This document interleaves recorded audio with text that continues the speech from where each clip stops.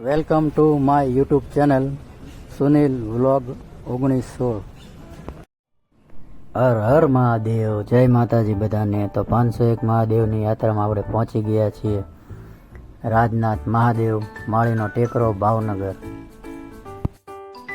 ભાવનગરનું એક એવું શિવાલય જ્યાં વાઘના પૌરાણિક અવશેષો જોઈને ભક્તજનો આશ્ચર્ય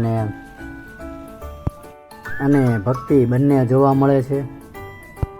હા મિત્રો, હું વાત કરી રહ્યો છું આપણા ભાવનગરના માળીના ટેકરે આવેલા રાજનાથ મહાદેવ અને બાજુમાં બંકનાથ મહાદેવ, જે બંને નવનાથમાં આવે છે।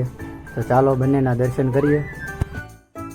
આ મંદિરનો ઇતિહાસ નવાઈ ભર્યો અને શ્રદ્ધાથી ભરપૂર છે।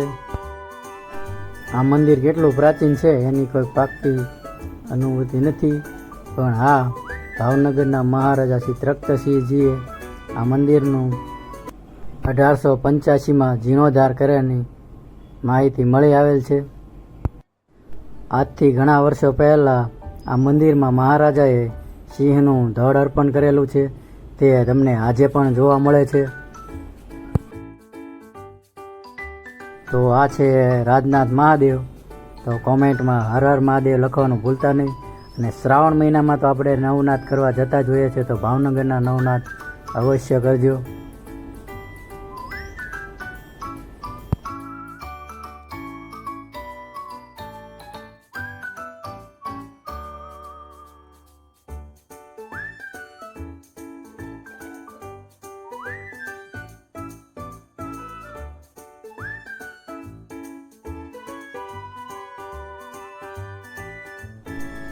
શ્રાવણ મહિનામાં આપણે આઠમના દિવસે અહીંયા જન્માષ્ટમી પણ ઉજવવામાં આવે છે, જે આપણે જોઈ શકીએ છીએ ડેકોરેશન।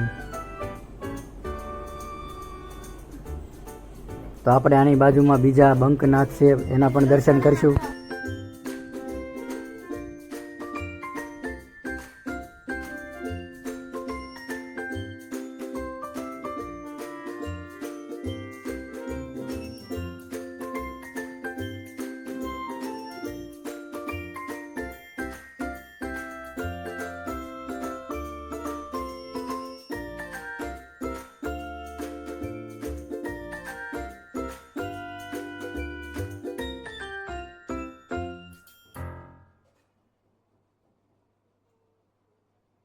તો આ મંદિરમાં આવતા જ તમને એક શાંતિની અનુભૂતિ થશે અને મા શક્તિના એક વિકરાળ સ્વરૂપના પણ દર્શન થશે, સાથે હનુમાનજી અને ગણેશજી। તો મિત્રો, આ મહાદેવના દર્શન કરીને મહાદેવને માનતા હોય તો કોમેન્ટમાં હર હર મહાદેવ જરૂર લખજો। તો ચાલો આપણે બાજુમાં બીજા નાથ એવા બંકનાથના પણ દર્શન કરીએ।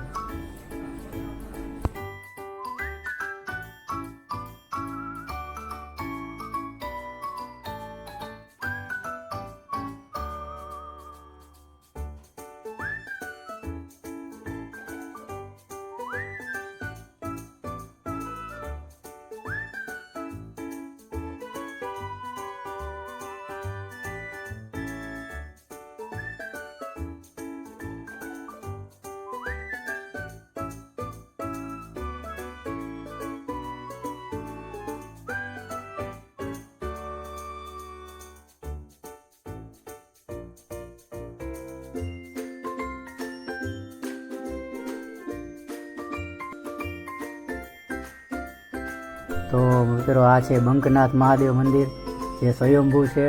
આ પણ નવનાથમાં આવે છે, તો આપણે એના પણ દર્શન કરી લઈએ।